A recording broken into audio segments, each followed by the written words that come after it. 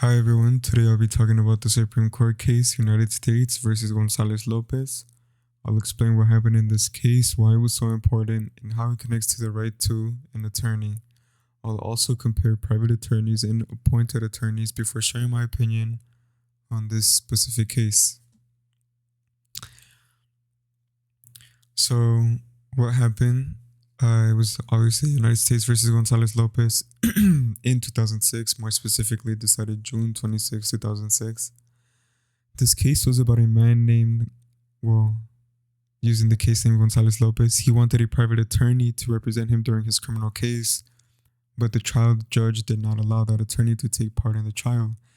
Instead, another lawyer was appointed to him. Gonzalez believed that this went against his rights under the Sixth Amendment, so the case was appealed all the way to the Supreme Court. And that is when the Supreme Court decided that his constitutional rights had been violated because he was not allowed to use the attorney that he specifically chose. Moving on to this one, what is the Sixth Amendment? I have 5 little arrows in this little table that I took off the textbook, page 270. So basically, the Sixth Amendment gives people the right to have an attorney in criminal cases. According to the textbook, this right starts after formal criminal charges have been filed. It also applies during important parts of the case, like going to trial, accepting a plea deal, or being sentenced. If someone cannot afford a lawyer, the court can appoint one to represent them. This helps to make sure every defendant has a legal representative during each and every case. So again, protected during ongoing cases/charges, making sure everyone has a legal representation, lawyers given to you if you cannot get your own. And again, legal all the way ensures a fair and thorough process. And then the little table right next to it, right to counsel and no right to counsel, and I guess everything that applies to it. Had to make a little cut there, but moving on to appointed attorneys. So we have given when you can afford one, set to represent you. Of course, can always get your own. These are kind of things that I already mentioned in the previous line. But I never mentioned the pros and the cons of an appointed public attorney. And so we have caseloads can be extreme per attorney, not enough time to cater to each individual case. Could this affect their outcome? So I guess there's this big debate on whether private and public have a different outcome when it comes to, who they're representing and what type of sentence they get and all of that. Basically, free versus money, you know what I mean? It's you can make the argument that one can work better than the other. And so this is kind of where I get into it a little bit more, private versus public. So there are different ways a defendant can get a lawyer. Some people hire private attorneys, while others receive an attorney through the court if they cannot afford one. The textbook explains that public defenders often have investigators and support staff who help prepare cases.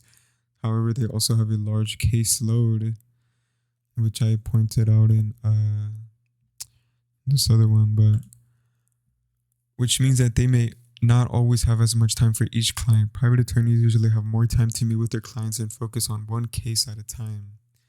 So basically, that's kind of what I pointed out here. More time with clients, more motions filed, attend more hearings, more communications through all parties. And this could be, directly the attorney and the person they're being represented by.